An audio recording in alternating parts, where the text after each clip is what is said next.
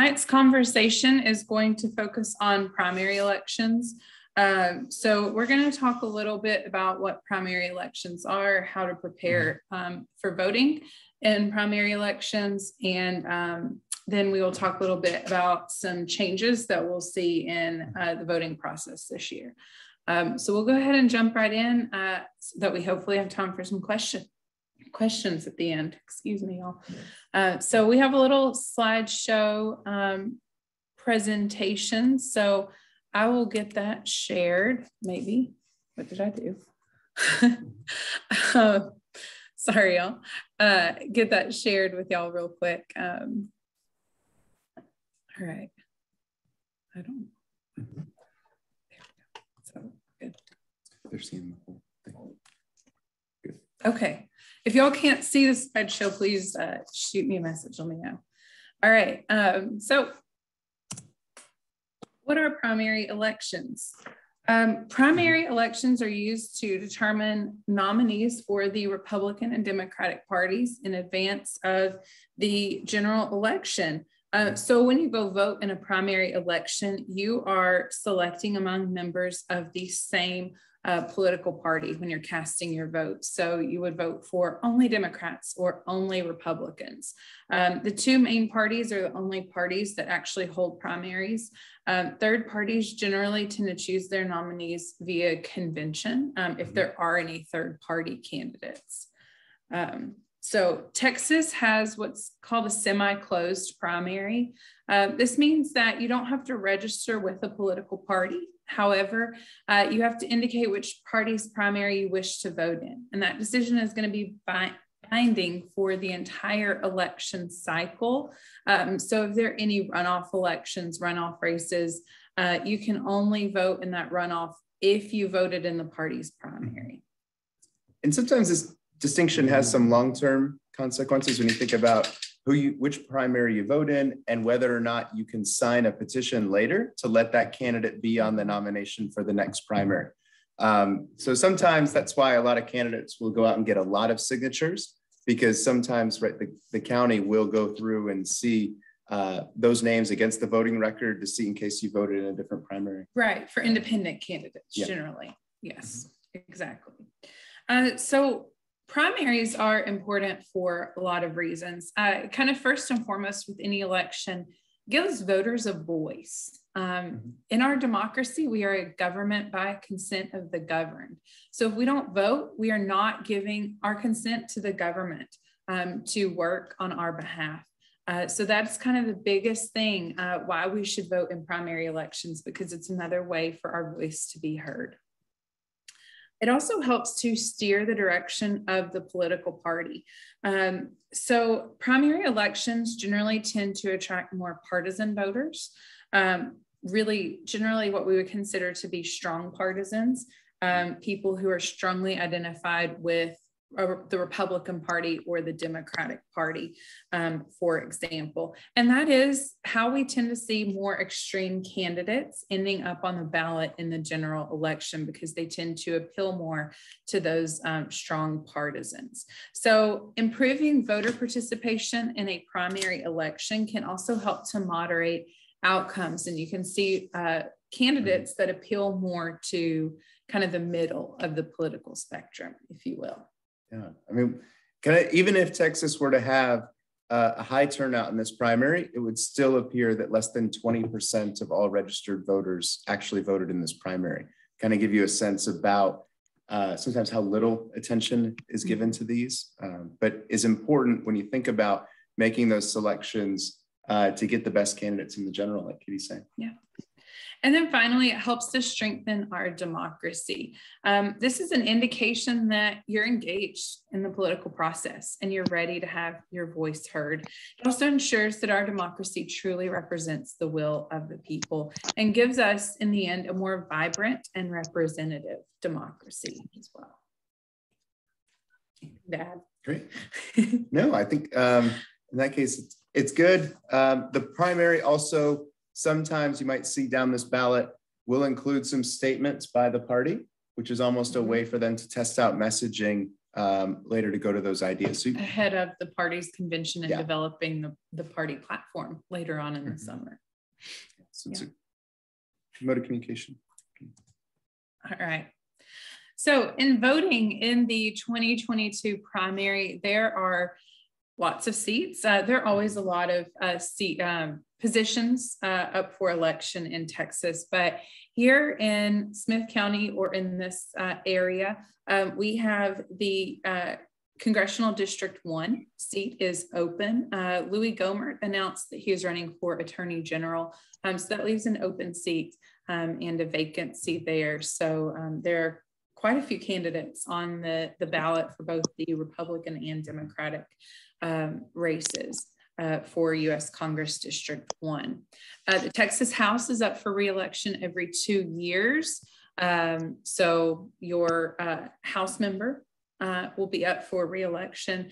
And then this year, due to redistricting, every seat in the Texas Senate is also up for re-election. Now, this district, which is Senate District 1, Brian Hughes is running unopposed at the moment, and there are no Democrats on the ballot, but that seat is up for re-election.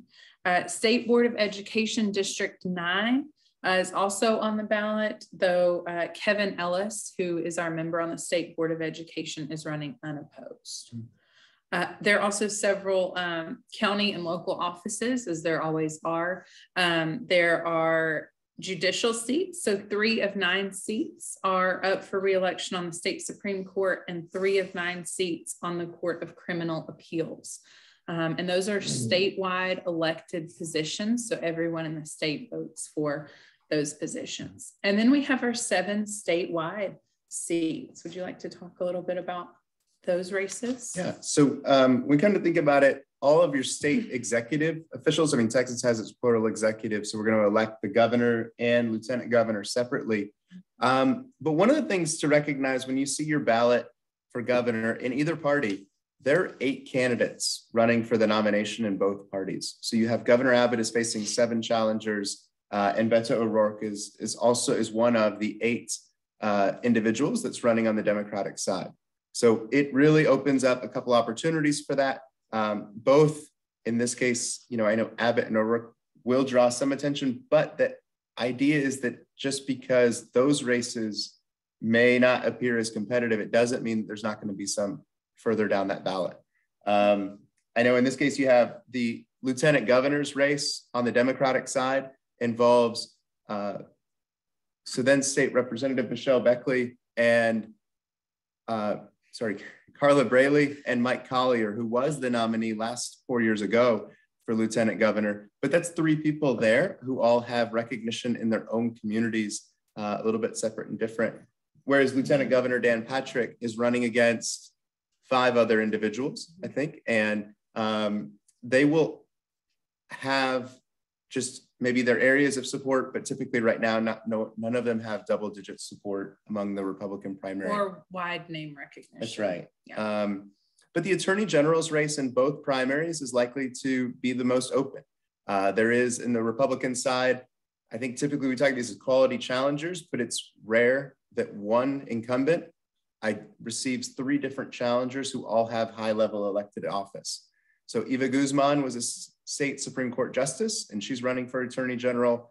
George P. Bush, the current land commissioner, is running. Both of these individuals have been elected statewide many times. And then we have our Congressman Louis Gohmert, who's spent 20 or more than 15 years in Congress, is running for that seat as well. And so you get a sense of that.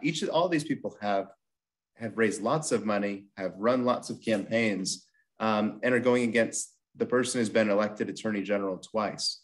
So that's going to drive a lot of interest on the Republican side.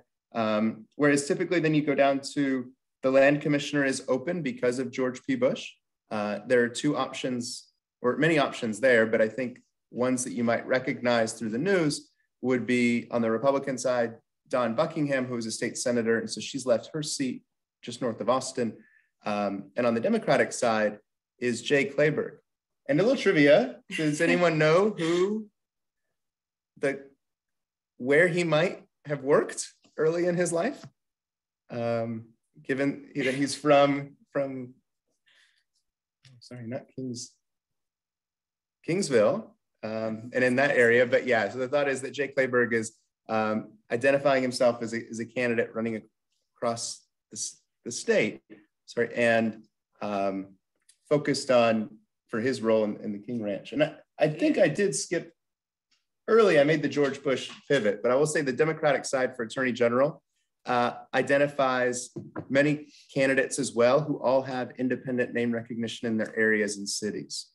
And so one would be the mayor of Corpus Christi, Joe Jaworski. And so initially thought to have had sort of a little bit more, the most political experience of people on the ballot. But in the last poll, it showed he only had 11% support. A lot of people, 60% of the people still didn't know who they'd vote for in this election. Another attorney, Rochelle Garza, had the same support. Yeah, and a couple other statewide seats. We have the Agriculture Commissioner, again, incumbent Sid Miller is running for re-election there, though there are a handful of challengers. Yeah, State Legislator James White. Yeah, and then you have your Comptroller of Public Accounts. Again, the incumbent Glenn Hager is running for re-election. A couple of challengers for him as well. And then one seat on the Railroad Commission that is a 3-seat commission. So one of those is up for re-election this year. And these are all important. Obviously, we know that governor is important, but all of these kind of down ballot races, so to speak, are still important. You know, you don't hear a lot about the land commissioner, the agriculture commissioner, but given that a majority of Texas land is publicly owned, that is a really important position. And agriculture commissioner, it's still a good chunk of our economy is driven by agriculture. So this is also a really, really important position and races that we should pay attention to. Right. And I think for a lot of those names that we may have identified on either side that you didn't hear of, by winning a primary election, they will immediately become more well-known early in the year. And I think that's one of the things when you look at the national news, this Texas primary is going to get a lot of attention, mostly because we're one of the first states to have our primary. I mean, all these candidates said that they were going to run in December of 2021. So of those races, which ones do you think are likely to go to a runoff? Do you have any indication of that? I think that it's the attorney general races that we're most likely to vote in May for both the Republican and the Democratic side. It will be, so that idea is that this election, if a candidate does not get more than 50%, they will move on to a runoff. The top 2 candidates do that, and they will be up in a vote there in I think mid-May, mid to late May. So the opportunity for this is important because if you know who to vote for, you still can come back and vote again for that second choice person or to vote for your first choice one more time. So in going to the polls and voting in a primary election, because again, I know a lot of my students are here and some of them have never voted in a primary before. So when you go vote in a primary, you have to choose whether you want to vote in the Democratic or the Republican primary. And you do this by indicating, usually it's on a sheet of paper there when you check in at the poll station, and you just point to the Democratic or Republican side. And then that will pull up the correct ballot for you when you go to vote. Voting in this election, you still need to bring your valid photo identification or your alternate identification along with that reasonable impediment form. So that is obviously still required. And voting in the pandemic is still a thing, still a question. So a lot of the same precautions in this election as previous elections, things like social distancing, extra cleaning, plastic barriers if necessary. I know here in Smith County, they spread out the voting machines a little bit more. Masks are not required, but of course the CDC does recommend wearing masks in indoor areas. And if you are diagnosed with COVID-19 and you cannot go and vote in person, you can request an emergency ballot or curbside voting. You have to contact the elections office for more information for that. And just a little plug, because this is the League of Women Voters. How do you know who to vote for? The number one resource, in my opinion, for nonpartisan voting information is vote411.org. It is really, really easy to use. You just type in your address and it will pull up your personalized ballot for you. You can select the candidates that you want to vote for. You can compare candidates. And at the end, you can print off a list of who you want to vote for. I know a lot of us are relying on our cell phones, can't take those into the polling location. So you need to have it written down who you're going to vote for. There are a lot of people on the ballot. And I know I, for one, cannot always remember who I want to vote for. So I have to take in my little handwritten list. So this kind of takes that step out. You just print it out and take that with you. There will also be voters guides available at several locations around Tyler and Smith County, printed out hard copies. So check the League's Facebook page for more information about those locations in the next week or so. Right. And then early voting, these are locations in Smith County, 5 locations, Tyler, Lindale, White House. Those are all going to be available on those dates and times. There will not be early voting on President's Day for the federal holiday there. And then Election Day vote centers in your precinct location will be open from 7 a.m. to 7 p.m. Yeah, and I think it's right. I mean, maybe in this case, those that voted in 2020 may not see this as a change, but those who were voting in Lindale in 2018, you've noticed that early voting location has changed from the library to the Masonic Lodge. And so those are the times when we think most often it's there, but in Tyler, you still have it in the Heritage Building. Or downtown at the Hub. Exactly. Yeah. And just to note, you don't have to be a Mason to go vote at the Masonic Lodge. Ooh, I thought I needed a pass. Okay. No, you don't have to join the secret society. Okay. And I think one of the things that was good, I'll just jump in now, the new Texas law, right, increased the number of hours that you needed for early voting. But that didn't affect Smith County because essentially the state increased it to the amount that Smith County was already offering in prior elections. So our voting is going to be remarkably the same. Yes. And these locations are posted on the Smith County Elections website. We will also have them posted on the League's Facebook page when early voting starts next Monday. So, all right. All right. So tell us about vote by mail. Yeah. So this has been one of those, I got to say, we talk about these innovations in elections, but this is an idea that came a lot with the SB1 was the question in the special session of the legislature when they passed the new election integrity law. It changed vote by mail, I think substantially in the process. One, in the way that there's a new application to actually request your absentee ballot to come back to you. And in that application, this is where you need to provide some number of documentation for yourself. This can be the last 4 digits of your social security number, which is now going to be paired to your address and your name, or it can be your full driver's license number. There's also another number on your driver's license, which you could use called the state ID number at the bottom. And there's your voter ID number that you could use. So this application ballot is going to ask for all of those. It's going to be actually at the top of this form where your envelope, if you're mailing it in, will seal. So in this case, make sure, at least you have the protection of knowing when you mail this application, your personal information is going to be protected by the flap of that envelope. And you must provide this information or your ballot request will be rejected. Yeah, and this has been the tricky part for some individuals is that, as I kind of listed before, there's 4 different numbers that they're asking you for. You only have to provide one. And I would sort of think that you're safest if you provide more than one, because the state will reject this if you don't provide them with a number that they have for you. So if the state does not have all 4 of those numbers for you and you provide the one that they don't have, even if you filled out the form correctly, that absentee ballot would be rejected. And so I think the newest number that came from Smith County is that right now, 12% of these requests have been rejected for some reason. And the process of that rejection is that you will get a notification in the mail now before February 18th, letting you know that there was in this case, some kind of mistake on your application.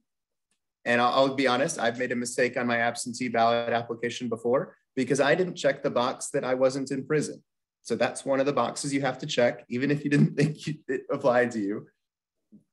They just quickly called me, the Smith County Elections, and said, hey, do you want to update this? And I said, sure, I do. Scanned it, sent it back. That process is going to be a little different. And I think this is the good reason why Katie put the link below, is that the Secretary of State's office will let you actually fill in that mistake information from the application. So now Smith County, where you sent your application for the absentee ballot, will tell you that there was an error, but they'll also direct you to the website where you can correct that error without having to just mail things back and wait for that. So I think that's important. And the reason why the state wants you to have this is it's sort of our FedEx tracking system, right? This way, if the county has mailed you your absentee ballot and to look for that in the mail, then when you've sent it back, you'll get a confirmation in that process or stream that the county has received your application. It'll even go back to the point of letting them know that your ballot is in the pile to be counted, right? So I think that's one of the reasons why the state did it, was to let people have the certainty that even though they cast a vote absentee, that it's been counted. And when I grew up in Florida, people used to joke that, absentee ballots were only counted if necessary. I mean, that was the old days, but I'm kidding. Like, this thought would be, the state really wants people to know that if you took that process, you can get the verification. Anyone over the age of 65 can request one of these ballots before February 18th. But if you're under the age of 65, you have to have a doctor's. Well, the doctors, you have to just say that you're not going to be in town during the early voting period, right. Or you need to have a documented illness that you cannot come. One important change is that if you are pregnant and within, I believe it's 3 weeks of your due date, you can request an absentee ballot or vote by mail ballot, rather. Yeah. And a lot of these informations, it's just it's good for us to know because this is the way it will be coming forward. And if you have a friend who has one of these options, we can now tell them that in Texas, there are a few ways to vote. And the biggest opportunity is to remind people that while this is a new process, right, these are the new rules that they can follow. And they should sort of feel comfortable by that. Yeah. And deadline to return mail-in ballots is March 1st. So they need to be in the day before the primary. Yes. Yeah, that's primary day, but they cannot accept it. If you mail it on the 28th and it doesn't get there, right, they can't accept it on March 2nd. You can hand deliver it. That's right. To the county elections office as well. Mm-hmm. So, all right. And these are just some changes, some more details about what to expect with voting in this year's primary. Yeah, I think that one of the first bullet points that Katie gives is going to drive Steve Kornacki crazy when we think of this, is that you're not just going to get the early vote totals. The new law will make the counties identify which candidate has a lead in absentee votes by mail and absentee or early in person, and then who had the lead of election day votes. Previously, some other counties have actually pooled those together as all early votes, and so that meant that each county reported their vote outcomes differently. So for anyone running campaigns and at places like East Texas, this is going to be good because you know that whatever the information the county's giving you and the news outlets are going to know that it's going to be the same in each place instead of sort of pairing them or doing the addition in some counties and not all.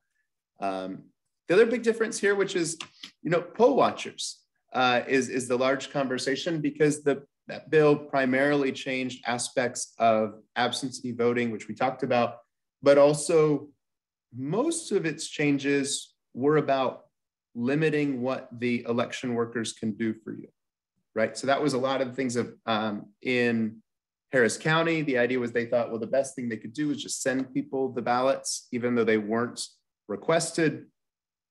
A county can no longer do that, right? The election workers have to respond to a specific request. And so I think that's the best part. It's good for Smith County because I think people are always really nice. But if you walk up and you don't know what to do in an election, the best thing to do is to ask, not to just sort of wait for the person to prompt you of where to go. Because if I was an election official based off of this law, I would just keep looking at you until you asked me what to do, right? Because I can't tell you to please walk over here. I can't tell you to fill out your ballot. I can't help you fill out that ballot unless you request it. And that really comes into the fact of election assistants and others. So that's where it ties in sometimes to these poll watchers. I'll mention there's some limitations to the poll watchers, but also some aspects where if you go vote and you think poll watchers are a new thing, even though they've been there before, they're going to be more easily identifiable in this next primary election. And I think for a lot of voters, the poll watcher thing sounds really scary, but they cannot come and watch over your shoulder as you vote. They still have to stay back several feet. So your vote is still secret. No one knows who you personally are voting for unless you tell someone. So those poll watchers should not be bothering voters in any way. Yeah, I mean, some of the significant parts to this is that a party or the candidates can identify election or poll watchers. But as Katie showed, there's 5 places to vote early in Smith County. And each of those 5 places the party or the candidate each can identify 7 people total that can be poll watchers during the early vote, 2 weeks of early voting. That means that if you're not on that list, you can't be there for that candidate of that person and have that certificate, right? You might need to be a poll watcher for one of the other candidates or other groups. I mean, there can be a lot of people, but there is that limitation. And on election day, like the Republican Party or the Democratic Party of Smith County is only going to be able to have 2 people registered at each of the voting locations on election day. So if one person's going to get lunch, then the other person has to be there, right? I think what that sort of shows you is that there's not going to always be a poll watcher there. A lot of them are most interested in being present at the ballot boards when they're counting the absentee by mail votes or doing the signature verification, which is what you saw some people trying to watch online. There are ways which of the laws the poll workers have protection where not only they'll be wearing their own name tags to tell you who they are. They can't be turned away if they are certified, but they've done a training program. And before you see them, they've taken an oath from the election judge of what they're going to do, which is stay out of the way, watch for violations, and then only speak if they see a violation. So that they're not allowed to have phones at all, just like we wouldn't have phones if we were voting. So that's a time where they can be in the room and have no obstructed view of you checking in to vote, but they can't be close. And if I were to ask for assistance voting, I know particularly when some of my students have worked at the polls, they were working as election interns or deputy judges. They helped someone with language, right? So they sort of made this way the person knew who they were voting for and they could translate for them. And at that point, that's where a poll watcher might watch, but they can't be present when the person's making their selection of a candidate, right? They have to step away. And those are parts where it's essentially, I think where they're there, it's good for you as a voter to know where the rules that those people have to follow as the poll watchers. Also to know that if we are poll watchers, right, that there's a step in a process we have to complete before early voting starts. And certainly as a voter, if you feel that, you know, your personal space, your privacy is being violated, say something. Just like you would ask for help, you can say something about the poll watchers. Right. They can't say anything about their candidates. Once they start asking you to vote or they wear a t-shirt that says something about who they're related to or voting for, they have to be outside of the 100-foot barrier from the front door. And so that's this idea. They can choose to do all kinds of things that they want, right, with their freedom of speech, but that will place, you can't be within 100 feet of someone casting their ballot and be active in speaking. All right, I think that's all we've got, so we will stop sharing that. Yeah. All right, y'all. What questions do you have for us? Feel free to unmute yourself. When is in-person voting day? Sorry, say that again, Betsy. When is voting day? Election day is March 1st. Yeah, early voting opens on March 14th. Sorry, February 14th. Great. We got a question or hand raised from LaShawn. Hey, Professor Owens, both Professor Owens. I just wanted to say thank you so much for presenting this evening and all the great work y'all are doing with the League of Women Voters. It was very informative, so thank y'all. Oh, cool. You're welcome. Great. And Luann? Are poll watchers allowed to leave at any time during the day and then return? Yes.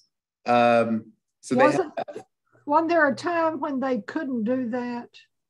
They couldn't come and go? I honestly am not sure.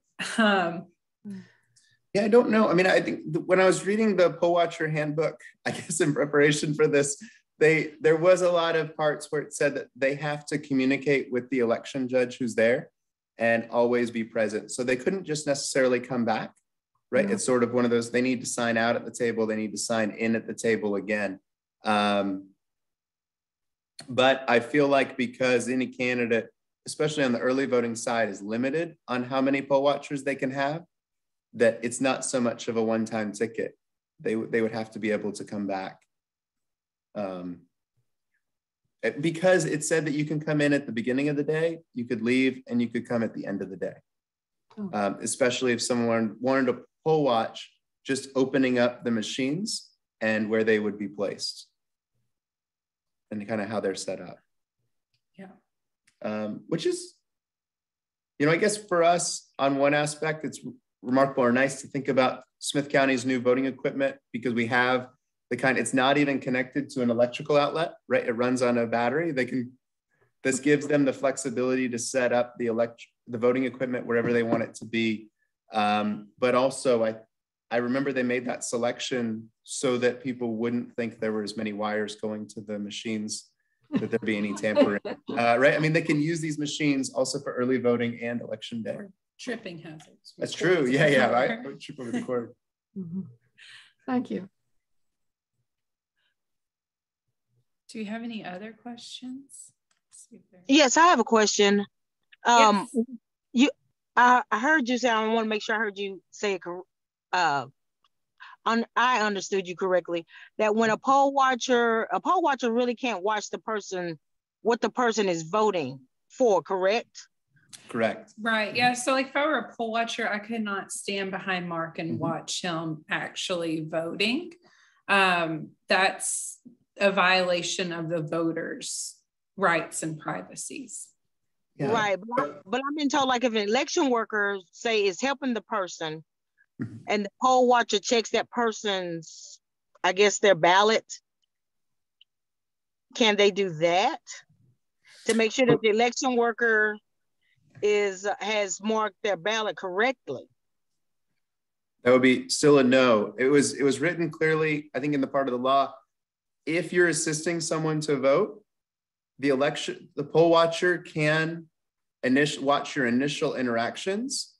They could call into question if you were telling them how to vote, but they can't watch you vote. Once the person starts assisting them with the vote, the poll watcher has to walk away and watch them from a distance. So I would say that if you were assisting someone, and I guess I was the poll watcher, the election judge could tell me, right, this person is an assistant, and I could make sure that you're not, come closer. But once you start and you have the governor ballot on top, and you're making your marks, I can't see it anymore if I'd be the poll watcher. And if I was closer, right, then I would need to be set aside.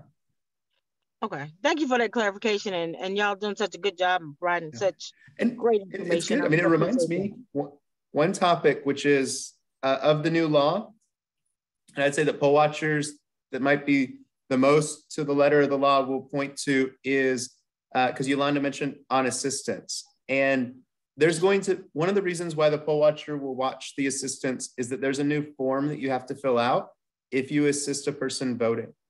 And in that case, the precinct, and you'll file it, then the county will file it with the state, and they'll collect your name, address, and you have to state your relationship to that voter. So if you are an election worker, then you just say, well, I'm just the election worker on staff. If I assist someone who's my uncle, then I give my name, my address, and I say the person I'm helping is my uncle. And that's within the group of the law. I think that what does jump into this of the number or the time that the state is interested is if you're helping more than 7 people that you have no family relationship to over the course of this period of time, then there's a separate form to fill out. And there's not, so in that's the difference. There was nothing in the new law that says you can't help people with transportation to the poll. There's nothing to say that you couldn't help assist someone in casting their ballot. It was just that if you do, then there's a form to fill out, and not filling out that form then would be breaking a rule. Yeah. Oh yes, that would be. And the election workers, they take an oath at the beginning of the election anyway, saying how they would assist the voter about only what the voter is telling them to choose. So to that effect on their oath. So okay. Yeah, I just think traditionally before we were able to just do it quickly, like help people and move on. And I think the one idea is to recognize that by now, I know had I not read that, I would have wondered why someone was asking me my address. Yeah. So one of the reasons I read about a third of the mail-in ballots being rejected in a lot of places is because there's a new form. But when was that new form actually published? Was it just like 2 days before? In other words, was there an adequate time to notify people about a new form? And why would you ask for the oath? Yeah, right. I mean, it was coming into the fact that this new form was available in January, and people made their first requests for this form or turning them in late January. You might have even heard, right? I mean, when Smith County made the first initial report of where some of the applications were rejected, and she said half of them were because people turned in the old form, right? So, and I would understand. I mean, in my desk at college, I have lots of old papers, and I might accidentally hand one out, right? So it's good, but they have the way of communicating that to people early. And sometimes that's our best way to help friends, is to remember if they say, hey, my absentee ballot hasn't arrived yet, we have until February 18th to help. So, I mean, I know among friends, I want to start talking about that. Have you voted? Or, right, in this case, if you're going to be out of town, have you gotten that absentee ballot? But I think that's one of the parts where that is a wrinkle, that our only solution after February 18th is for people to vote in person then. And again, current voting is going to be an option as well. This election, you'll have to pull up and call the elections office, but it is an option. So how is the new form identified versus the old form? I mean, I haven't seen this, so I've just read that it's the reason they're rejecting these ballots, a high number of ballots. Right. Well, I mean, it could just be that, a group that is passing them out had the old ballot or old ballot request form, I guess. The way I notify the ballot is going to votetexas.gov. That's kind of where the county elections office directs people. So, and then you print it out, fill it out, mail it in. Exactly. And the best part is it's almost like they create two there are two ways on the ballot or the website to say you request it. And one is to ask for the letter to request it. And the other is to just download the form and email it or mail it to the local part. And I think that's the first step to take and make sure that we do it. It is like many of our election laws in Texas, cumbersome. Yeah, and and I know for me, that's the one that I don't have experience with in the idea. I guess if you're over 65, you can ask to vote absentee the whole year. I mean, there was a different part. I remembered in California, you could just be a permanent absentee voter if you wished. But in Texas, there, I think the idea was making sure that you did that every time and ask for that ballot. And I feel like that might have been where those 10 were coming from. Yeah. And I think the other idea when Katie mentioned, like, why do we have primary elections? Sometimes this is where we actually implement the new laws the first time. A test run. Yeah, the test run so that the county gets it right in November.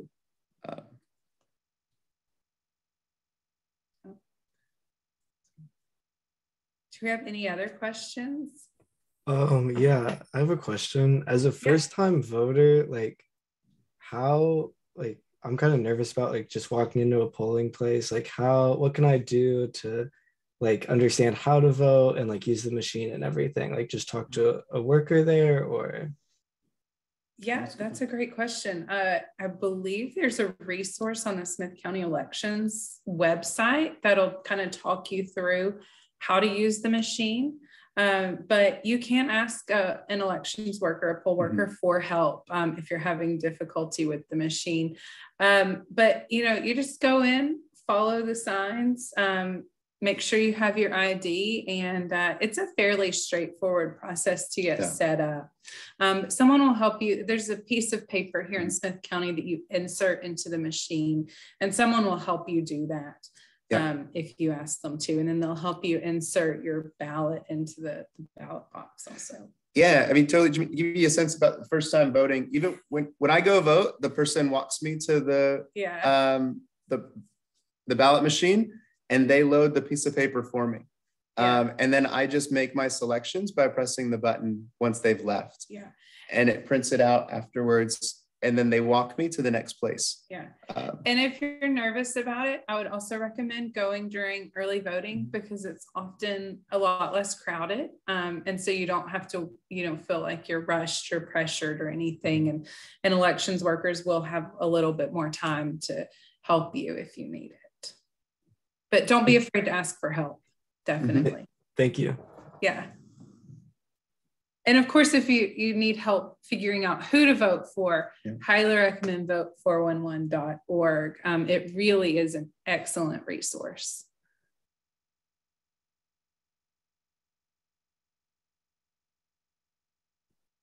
Okay. Do you have any other questions? No? All right, well, we want to thank everyone for attending. It was so great to see everyone here. If you have any questions, feel free to reach out to either of us or shoot us a message on the League's Facebook page. We're always happy to answer any questions that we can. And remember to go and vote. Yeah, it's been great. Thank you, guys. Thank you. Have a good evening, everyone.